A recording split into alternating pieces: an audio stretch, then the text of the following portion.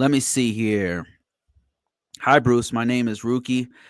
Can you please teach about control mapping to a framework? Example, NIST.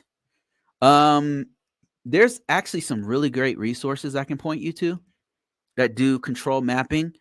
Let me see if I can find one. There's a few really great sites, especially with the NIST CSF. Actually, has some mapping. I'm gonna show you a couple different sites. You can grab this stuff on my website, but I'm gonna show you the source of where you can get these. You don't have to go to my site if you don't want to. Let me see. There's one on what in the world is that?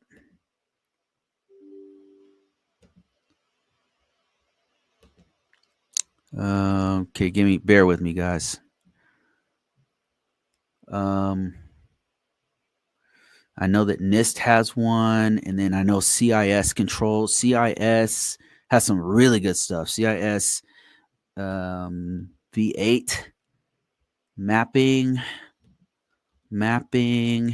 has one. Okay. Yep. So let me show you a couple places where you can get this. Let me switch my screen here so you guys can see what I see. All right, first one I'll show you is NIST 800. So let me make this a little bit bigger. So find this. It's just nist.gov/cybersecurity framework. Cybersecurity framework. Cyber framework, all one word. And if you go to see mappings, and they have a couple different ways you can do this. They have one interactive website where you can actually map them yourself, but they also have one where you can download individual ones that map from NIST CSF to the NIST 800, and that's what I'm looking for. Let me see. Comparison, information reference. Yeah, so this right here allows you to map it directly. You can say, okay, I want to take the NIST cybersecurity framework, and I want to map that against the NIST 853 cross-reference. You can cross-reference it with the Cloud Security Alliance and then have it generate the report for that. And it'll have references. It'll have a comparison of NIST CSF categories versus NIST 800 controls. So that's one place you can do it. Concept crosswalk, set theory, supportive, has different languages in there, which is crazy. So let's say we wanted NIST, and everything's not here yet because NIST CSF 2.0 is pretty new, so that mappings aren't all there yet. But let's say we wanted to map it against NIST 853, and then you just put generate, and then it'll have, like, let's say you had the NIST CSF gov OC context, organizational context 1 maps to NIST 853 controls PM 11. Right, and then you can download this. I believe you download this as a CSV. So this is useful. You can just export that. Boom.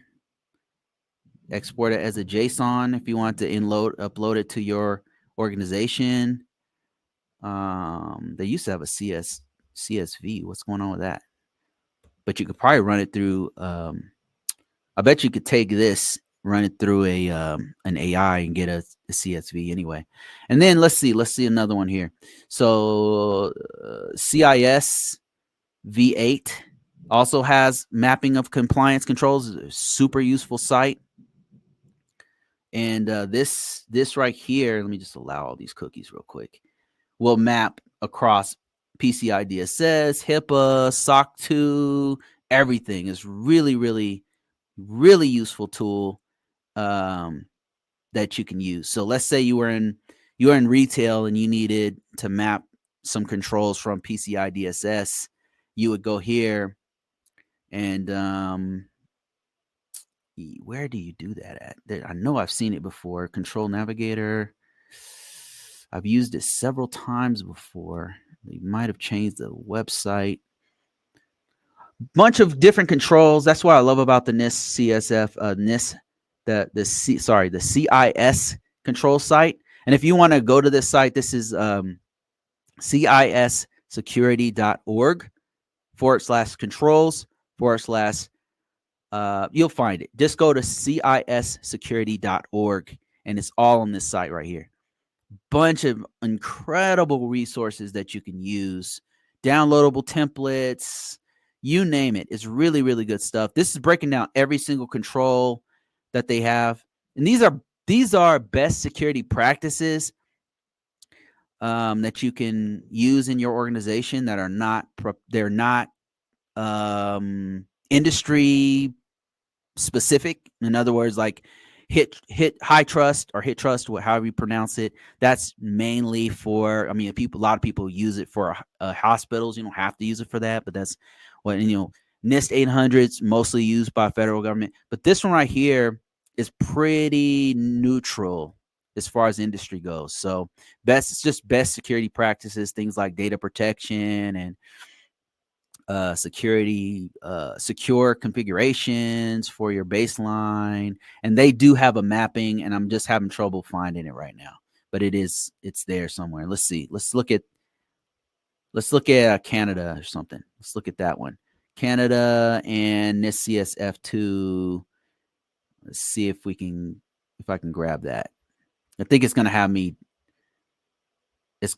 like sign a sheet or something. Oh no, there it is right there. That's crazy.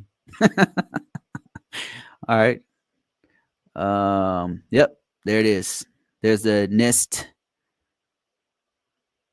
The NIST, I keep saying this. CIS critical security controls version 8, and it's mapping against the NIST cybersecurity 2.0.